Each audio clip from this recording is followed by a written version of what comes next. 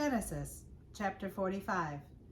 Then Joseph could not restrain himself before all those who stood by him, and he cried out, "Make everyone go out from me." So no one stood with him while Joseph made himself known to his brothers. And he wept aloud, and the Egyptians and the house of Pharaoh heard it. Then Joseph said to his brothers, "I am Joseph. Does my father still live?" But his brothers could not answer him, for they were dismayed in his presence. And Joseph said to his brothers, "Please come near me." So they came near. Then he said, "I am Joseph, your brother, whom you sold into Egypt. But now do not therefore be grieved or angry with yourselves because you sold me here, for God sent me before you to preserve life. For these 2 years the famine has been in the land, and there are still 5 years in which there will be neither plowing nor harvesting. And God sent me before you to preserve a posterity for you in the earth, and to save your lives by a great deliverance. So now it was not you who sent me here, but God, and he has made me a father to Pharaoh, and lord of all his house, and a ruler throughout all the land of Egypt. Hurry and go up to my father and say to him, 'Thus says your son, Joseph, God has made me Lord of all Egypt. Come down to me, do not tarry. You shall dwell in the land of Goshen, and you shall be near to me, you and your children's children, your flocks and your herds, and all that you have.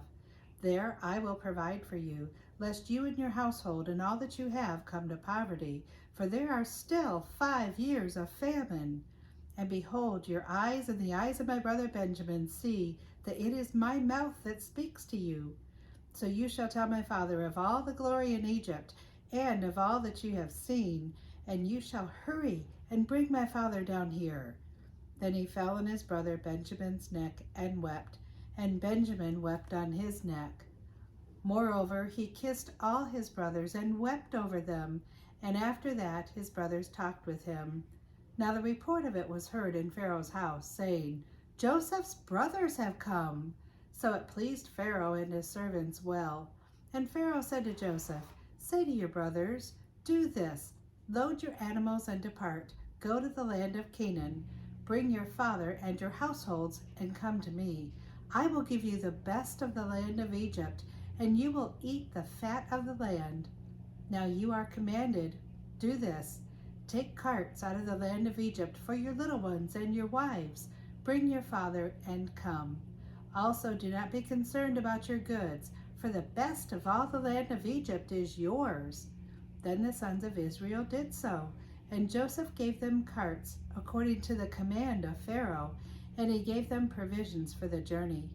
He gave to all of them, to each man, changes of garments, but to Benjamin he gave 300 pieces of silver and 5 changes of garments.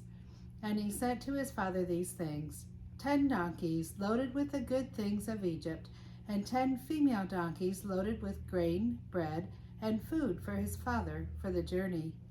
So he sent his brothers away, and they departed. And he said to them, "See that you do not become troubled along the way."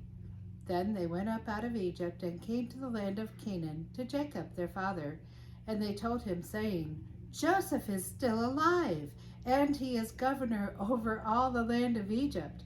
And Jacob's heart stood still, because he did not believe them. But when they told them all the words which Joseph had said to them, and when he saw the carts which Joseph had sent to carry him, the spirit of Jacob their father was revived. Then Israel said, "It is enough. Joseph, my son, is still alive. I will go and see him before I die." God, thank you for the book of Genesis.